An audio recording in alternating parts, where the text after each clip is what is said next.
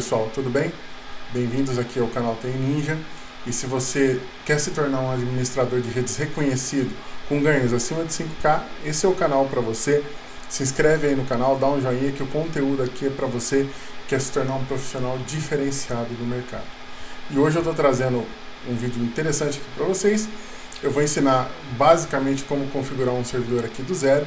Eu vou fazer o meu servidor de Home Lab aqui, né? Eu fiz um upgrade nele, adquiri uns discos para fazer um upgrade nele.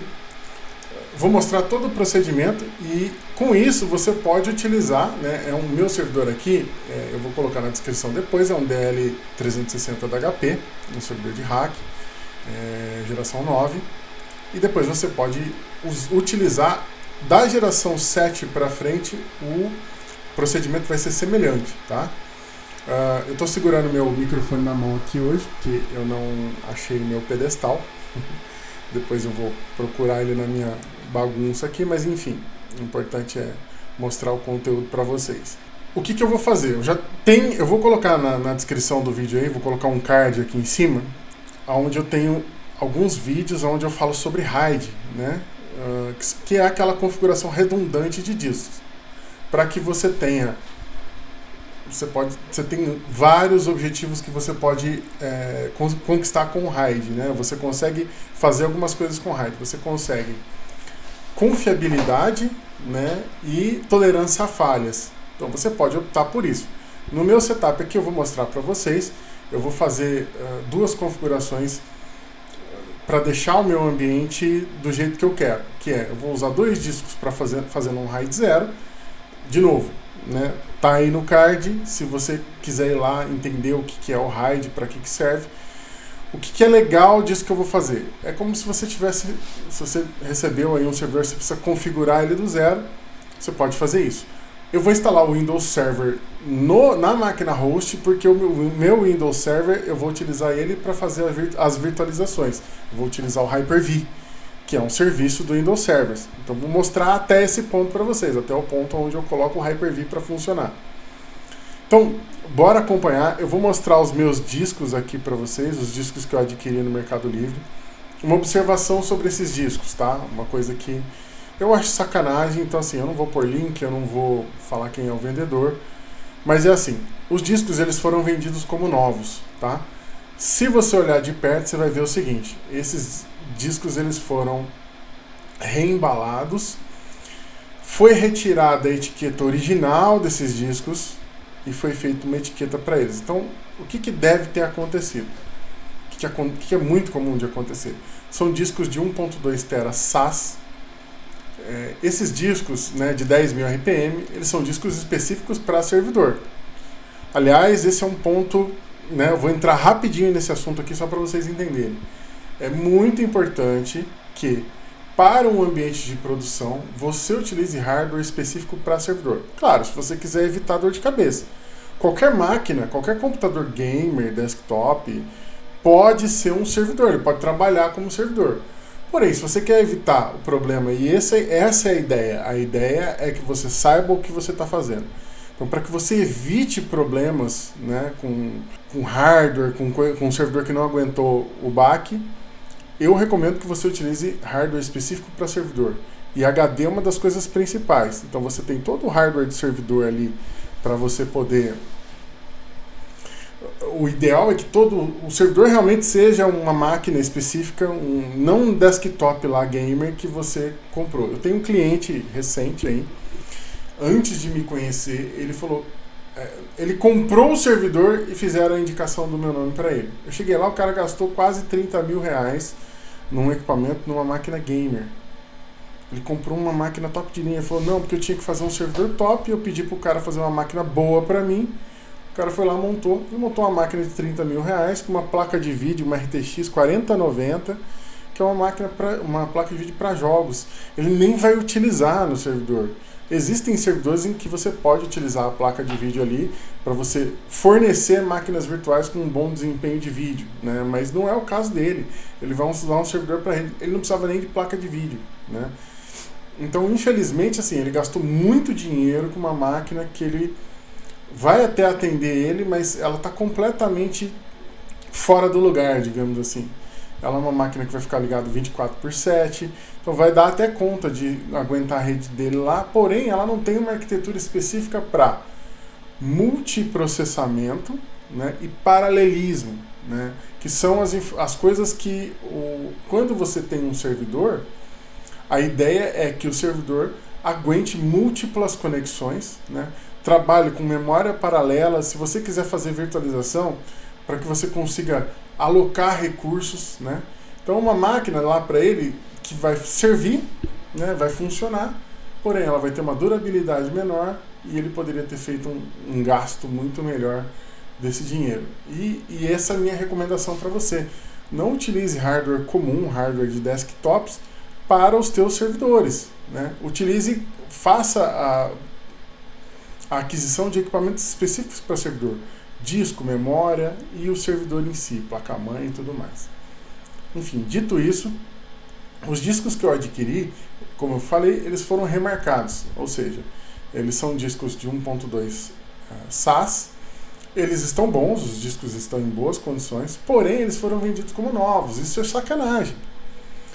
Eu, particularmente, não recomendaria a inserção de discos como esse que eu comprei, que não são novos, embora estejam sendo vendidos como novos e apenas remarcados, num ambiente de produção. Se você vai colocar para ser um servidor de rede ali, né, e você vai querer ter confiabilidade, garantia do fabricante, esse tipo de coisa. Então eu não recomendaria esse tipo de disco. Agora, nesse caso especificamente, como é o meu Home Lab aqui que eu vou mostrar para vocês, né, o meu servidor para utilizar aqui para fazer os testes, fazer as minhas virtualizações aqui e fazer os vídeos para vocês, não vai ter problema nenhum. Bom, bora lá para o conteúdo, eu vou mostrar aqui os discos para vocês e em seguida eu inicio o processo de instalação. Então esse, pessoal, são os discos que eu comprei, né, no Mercado Livre, eles estavam com um preço bom. Eles foram vendidos como novo, eu não acho muito legal isso, mas realmente assim, eles estavam com um preço muito legal. Como a gente está falando aqui de um ambiente onde vai ser um ambiente de teste, né, não vai ser um ambiente para produção, eu não recomendaria fazer isso para uma empresa, né, para colocar isso em produção. Ou até para quebrar um galho, até pode ser, mas como eu te disse, assim, ó, bom, aqui eu já tenho, né, 4 discos, só que são SAS de 500 GB. Eu vou colocar SAS de 600, né? Eu vou colocar, então, 2 discos SAS de 600 em RAID 0, que aí vai ser basicamente para dar o boot no sistema operacional, e as informações importantes eu vou colocar nesse daqui em RAID 5. Qual que é a ideia, né? A ideia eu vou agora capturar a tela do meu servidor aqui e vou mostrar para vocês como que é o procedimento, né, de instalação, configuração do zero, que aí eu vou instalar o Windows Server. Como eu vou trabalhar com a solução de Hyper-V, né, então eu vou estar instalando direto o Windows, né? Então vocês vão acompanhar comigo aí no vídeo como fazer esse passo a passo. Bom, aqui eu estou inicializando então o meu servidor, ele está gritando aqui, né, que ele liga as ventoinhas para teste no comecinho.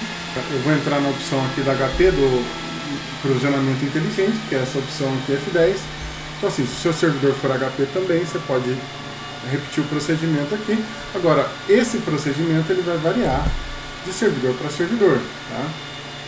No caso aqui, o conceito eu espero que tenha ficado claro. A gente tem um outro vídeo aí onde eu explico o RAID, né, o que é cada um. O que precisa estar firme para você, o conceito aqui vai variar. No caso eu vou utilizar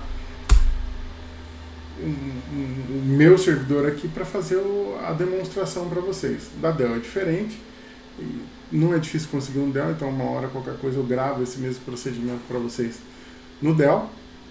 Mas se você tem um servidor da HP, no caso aqui um Dell 380, né, em formato de rack aí, mas se você pode fazer o procedimento vai ser o mesmo para o Dell 360, de geração anterior também, geração 8, vai ser o mesmo esquema para configurar a controladora dele aqui. O que está demorando aqui eu vou dar uma adiantada para vocês aí, tá bom? Pra vocês não terem que ficar presos nas telinhas de aguardo aqui. Bem legal esses firmwares mais novos, né, onde a gente tem uma parte gráfica ali mostrando imagens e tudo mais. Antigamente a gente estava acostumado a mexer com aqueles servidores, com aquelas coisas, né, apenas a telinha ali para você ir ajustando, e agora a gente tem toda a parte gráfica, né, é mais fácil para mexer. Bom, aqui eu vou entrar aqui na minha controladora, eu vou vir em configurar, vou verificar se todos os meus discos estão aqui. Então eles realmente estão aqui. Eu tenho os 2 discos SATA de 300 e os 3 discos de 1.2 tera aqui. O que eu vou fazer primeiro então? Vou criar um disco lógico, que é um volume, e eu vou utilizar os 2 discos de 300 GB. Tá? Eu vou fazer um volume, eu vou fazer um RAID 0 com os 2. Vou dar um create array. Ele vai sugerir para mim aqui a opção com tolerância a falhas, que é a opção RAID 1, eu não quero, eu vou usar RAID 0, que eu pretendo utilizar esse disco para inicializar o meu sistema operacional, para ele ser mais rápido. E vou mandar ele criar o meu disco lógico aqui. RAID 0, ele fez o que? Disponibilizou 600 GB na minha unidade lógica.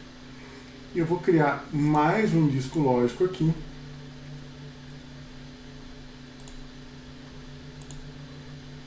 utilizando os meus 3 discos. Vou criar um RAID 5 aqui, criar disco lógico, e vou utilizar todo o espaço que tem. Então aqui, como eu explico lá também, ele utilizou, apesar de cada disco ter 1.2 tera, eu estou disponibilizando apenas 2.1 tera por conta da redundância que ele fez. Vou dar um finalizar. E aqui então está criado os meus 2 discos lógicos. Ele está com uma informação aqui, provavelmente porque ele está fazendo a inicialização da paridade aqui. Então, a princípio, eu posso deixar ele concluir essa inicialização. Como eu não vou utilizar esse disco agora, então ele vai continuar fazendo, né? A controladora vai fazer isso para mim automaticamente. Enquanto isso, eu vou instalando o sistema operacional aqui para a gente não perder tempo na minha unidade. Qual que é a diferença aqui, então, do disco desse RAID feito pela controladora? Aqui vocês vão perceber que o sistema operacional vai enxergar esses volumes já como um disco ali pronto para ele instalar. E eu vou fazer a instalação do meu Windows Server. Vou sair da aplicação e vou reiniciar o meu servidor. Aqui meu servidor gritando de novo. Ele está inicializando. Vou jogar essas ventoinhas abaixo. E agora eu vou para o meu boot menu aqui, F11. E aqui eu vou selecionar o meu disco de boot USB, que é um HD externo. Eu utilizo esse programinha Yumi para ele me disponibilizar vários sistemas operacionais para instalação. No caso aqui, o Windows Server 2022, que é a versão que eu vou utilizar para instalação aqui. Então, padrão. Bom, já passou a gritaria dele aqui, calmou, né? Vou fazer a instalação do Windows normalmente, como se eu tivesse... Aqui eu estou instalando na máquina física, né? Eu não estou instalando na máquina virtual porque eu vou utilizar o Windows com o Hyper-V para fazer a virtualização. Então eu vou pegar a versão Standard com desktop, né? Para não utilizar com PowerShell.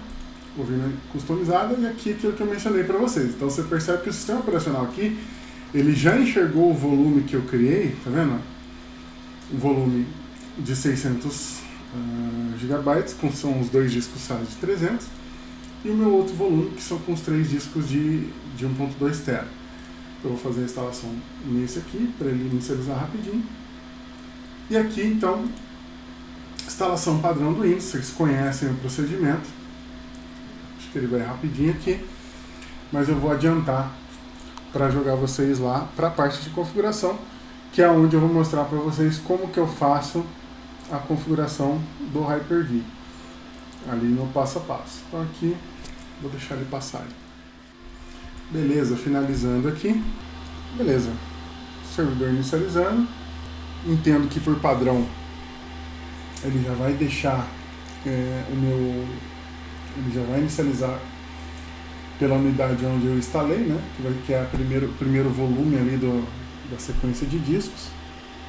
Aquele procedimento do RAID 5 de inicialização, eu percebo que ele está fazendo, porque ele está me mostrando aqui ali um indicador visual ali no servidor, mostrando que ele está em atividade, os 3 discos do volume. A gente está num tempo fresco, eu não sinto que o quarto aqui está quente, né? Senão eu estaria com o ar-condicionado ligado. Porém, a gente percebe que o servidor ele é bem sensível a questões de temperatura ambiente, né? Ele tem os sensores térmicos dele que indicam para ele muito facilmente que está havendo algum tipo de calor e tal. Então, assim, deu uma esquentadinha e ele já começa a reclamar. Tem uma coisa que você, como administrador, enquanto ele inicializa aqui,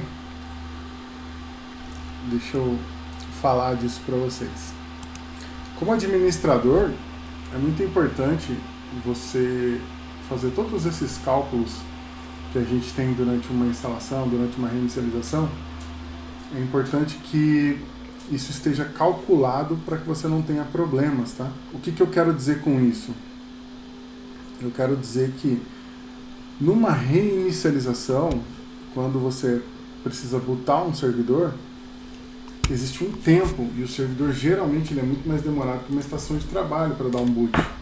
Então essas coisas você precisa calcular para que o seu cliente não fique ali aflito, né? Você passa para ele um prazo irreal. Bom, temos aí o Windows instalado por padrão, instalaçãozinha padrão. Já disse isso aqui, dou preferência para sistema operacional com a versão em inglês. E aqui eu vou fazer o procedimento padrão, verificação. Vamos ver o que ele encontra aqui para mim na atualização com relação aos drivers. Vamos ver se ele já acha tudo que eu preciso de driver de sistema operacional. Se eu vier aqui em gerenciamento de discos, vocês vão verificar que ele vai ter para mim o disco de 2.2 TB não inicializado, que é o disco com RAID 5. Eu vou inicializar ele aqui e vou criar um volume simples nele, RAID 5. É muito importante o que eu vou fazer aqui, vou chamar esse volume de dados format, aqui ele já disponibilizou para mim então as 2 unidades.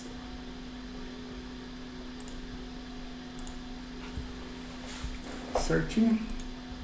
Agora o meu disco Yumi ainda está lá. Agora é a hora da verificação dos dispositivos do Windows aqui. Olha, tá vendo? Tem bastante coisa aqui que ele precisa instalar. O que eu vou fazer? Eu vou rodar uma atualização do Windows. É muito importante, como essa máquina ela é o host, ou seja, é a máquina que vai conter as máquinas virtuais do meu ambiente, que ela tenha todos os drivers instalados devidamente, que ele não tenha nenhum problema com isso daqui, por uma questão de desempenho, bugs que possam ocorrer. Então eu vou deixar, geralmente com a instalação do Windows, aqui se eu vier em updates opcionais, ele tem aqui algumas coisas de driver, então eu vou fazer a instalação dos drivers, baixar todos eles aqui. E aí eu vejo se com isso ele já instala tudo o que precisa, senão eu vou lá no site do fabricante, no site da HP, coloco o modelo do meu servidor e baixo esses drivers manualmente. Vamos ver como é que está o meu link aqui. A internet aqui costuma ser boa, eu tenho um link bom aqui em casa. Vou fazer um teste de velocidade aqui.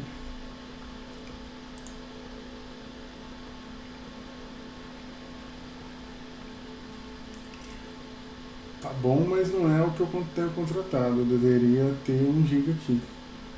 Eu tenho um cabo Cat6 ligando minha máquina lá, então ele deveria ter um link, deveria estar dando um pouco mais que isso. mas a gente acaba tendo que lidar com essa situação, né? Enfim, a internet é boa, então tá baixando ali fazendo todas as instalações.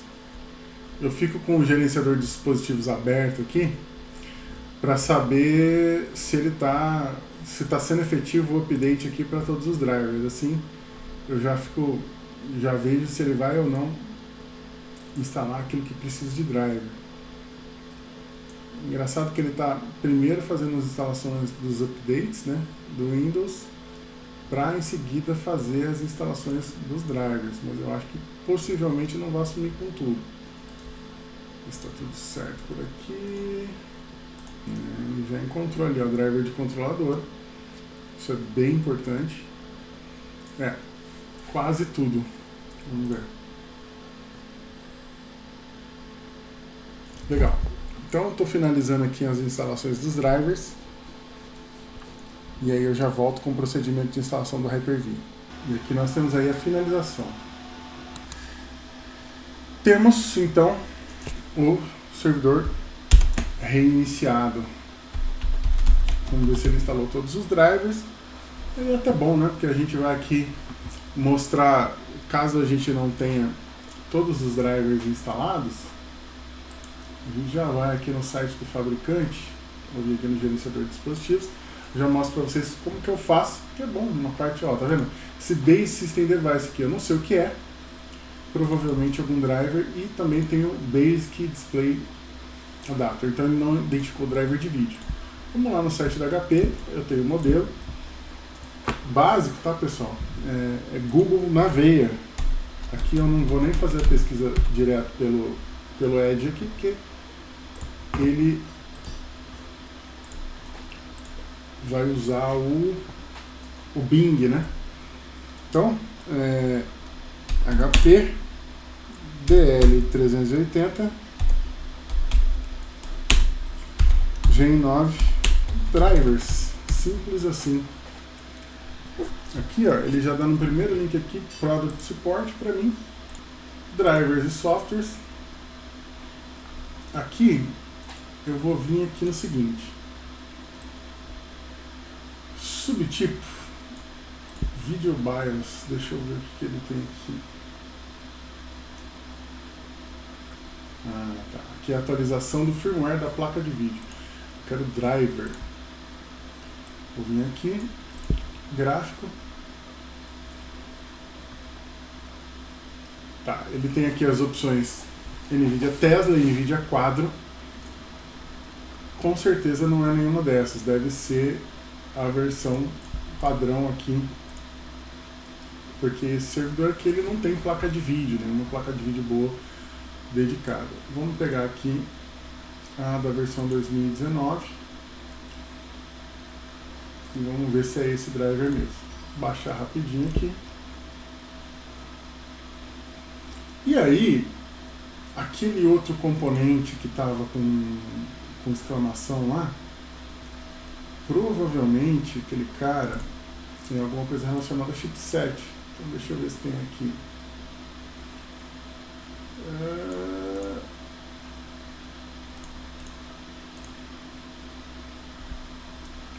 Ele tem suporte até o 2019. System. Vamos ver. Drivers para memória não volátil do Windows. Vamos baixar esse cara para ver o que é. System Management. Vamos ver. Chipset Identifier. Então aquilo provavelmente tem alguma coisa relacionada a chipset. Pode ser que seja esse cara aqui. Vamos baixar tudo que ele... Vamos ver aqui os meus downloads. Vou rodar o primeiro, que é o vídeo. Vamos ver se ele vai deixar instalar.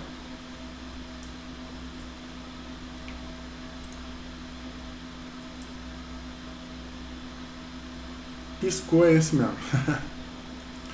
Piscou vídeo, a gente já sabe que é esse mesmo. Senão ele já não deixa, ele já reclama. Beleza. Aqui então já no gerenciador de dispositivos,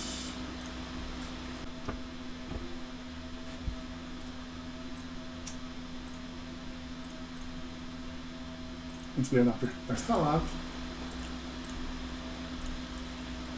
E aí vamos testar os outros para ver se a gente resolve. Parece que ele tá, deixa eu ver aqui. Ah, eu não tinha permitido múltiplos downloads aqui, por isso que ele não tinha baixado. Então, vamos ver se esse controlador aqui faz sumir da minha... Olha lá. Ele instala, vamos ver se ele já... Provavelmente essa placa de vídeo, como ela é muito simples, tá? Provavelmente eu não vou conseguir colocar ela em uma resolução aqui que seja widescreen, tá vendo? Aumentei um pouquinho a resolução. Vamos ver se ele corrigiu. Não, não é aquele Base System Device também. Então vamos ver, que deve ter mais coisa aqui. Vamos voltar.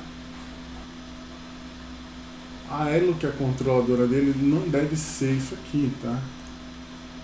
Mas vamos baixar para ver. Eu tô no mal, não vai fazer. Então, Elo Channel.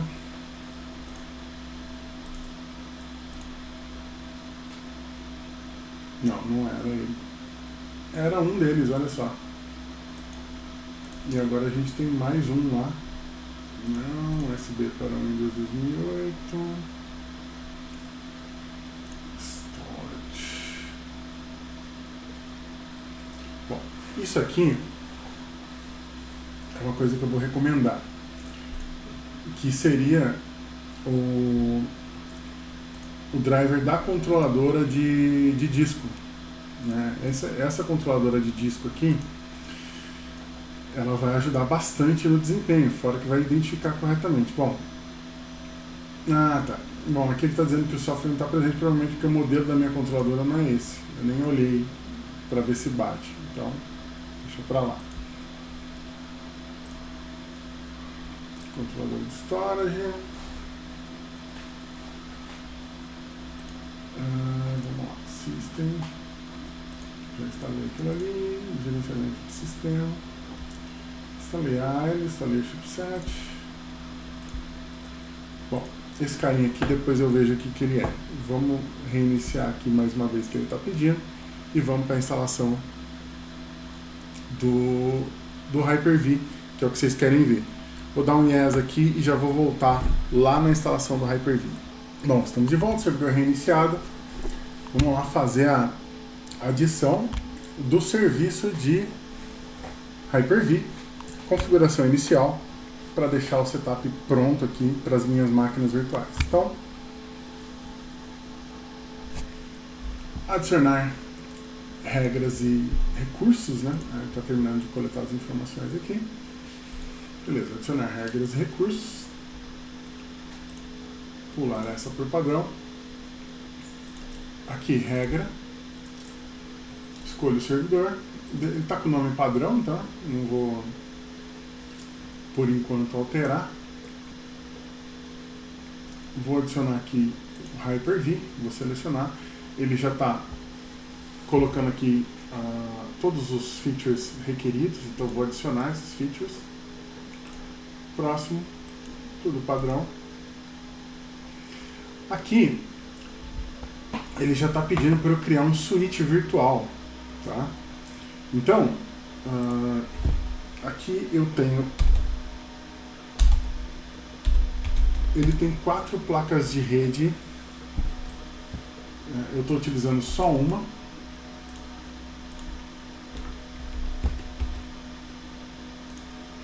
E aí eu vou selecionar ela aqui. Ele está pedindo o protocolo de autenticação para migração de máquina virtual. Aqui eu vou pedir para ele enviar, permitir que ele envie e receba pedidos de migração live de máquinas virtuais. E vou usar o CRED SSP, não vou usar o Kerberos porque aí ele exigiria que eu tivesse essa máquina num domínio, não vai ser o caso aqui. Aqui ele vai pedir a localização padrão dos virtual hard disks. Eu vou vir aqui, lá na minha unidade de dados, vou criar uma nova pasta aqui chamada VHDs. Eu quero que os meus HDs estejam no volume com RAID 5. E a localização de configuração das máquinas virtuais também eu vou deixar lá no D. E vou chamar, no D não, né? No E, no F. E vou chamar de VMs. Vou ter uma pasta para os arquivos de configuração. Isso aqui é o padrão, tá? Na hora que eu vou criar a máquina virtual, eu posso mudar isso aqui. Dá um próximo. Ele aqui, ele já pede para eu colocar a opção para reiniciar o servidor de destino automaticamente se for requerido, porque eu posso estar fazendo essa instalação num servidor remoto. E aí então ele termina o processo e já reinicia. Então vou adiantar aqui, provavelmente ele vai reiniciar. Já vou colocar vocês na ponta da agulha aqui para gerenciamento do meu Hyper-V. Bom, o server já reiniciou aqui. Então já temos o Hyper-V instalado. Provavelmente ele vai finalizar o procedimento agora. Um atalho para o meu gerenciador aqui.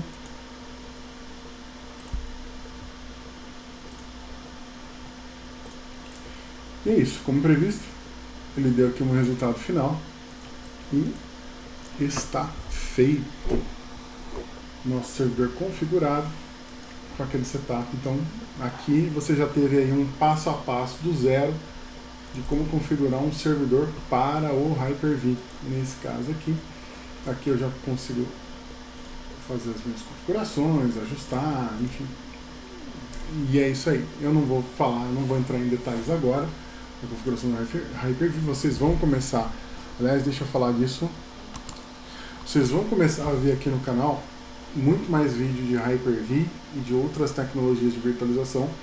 Antes a gente estava focado numa ferramenta específica, que era a ferramenta da VMware, e eu estou mudando isso por uma razão específica. A VMware foi comprada pela Broadcom e eles resolveram que o hypervisor dele não vai ter mais a versão gratuita. E isso é bem ruim. Então, para você que tem um ambiente de pequeno, médio porte, onde você quer ter um servidor ali, você não vai conseguir mais utilizar a ferramenta da VMware, porque o VMware SXI agora passou a ser pago. Então, por conta disso, a gente está transicionando aqui o conteúdo do canal. Eu vou focar muito mais em Hyper-V, vou focar também em outras ferramentas de virtualização. Devo utilizar bastante a ferramenta da Proxmox, né, que é baseada no KVM, que é uma distribuição do Linux, é o Debian com KVM, e aí tem essa distribuição que é o Proxmox, que é bem interessante para configuração, né, para instalação. E outras ferramentas também. Tem a ferramenta da Citrix, né, que é o Zen Server. Então essas opções que são gratuitas ainda, eu vou deixar de utilizar o VMware.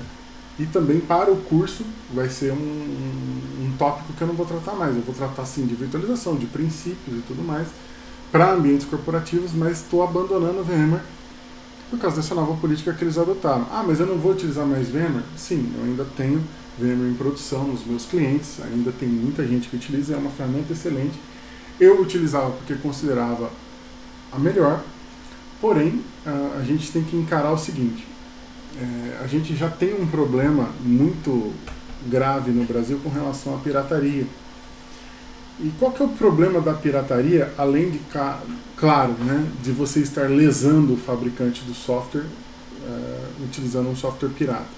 Qual que é o problema, os outros problemas da pirataria?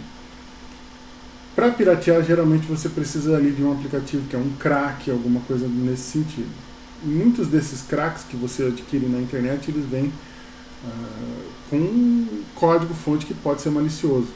Tem muito botnet. Botnet são redes que os atacantes utilizam para poder fazer ataques, né, na internet. Você tem um serviço rodando na sua máquina que utiliza a sua internet como botnet. Então, é muito ruim a questão da pirataria, não só por causa dessa questão de lesar o fabricante, o produtor daquele software, mas também por conta desse risco que você coloca no seu ambiente quando você utiliza um software pirata. Mas é isso, pessoal. Eu espero que vocês tenham gostado do conteúdo, espero que ele seja útil para você. Deixe aí nos comentários o que você achou, se você tem alguma dúvida, para que a gente possa criar mais conteúdo legal assim para você. Se inscreve, dá o joinha aí, ajuda a gente aqui no canal com o algoritmo do YouTube e espero que vocês tenham um ótimo dia, uma ótima semana. Até logo.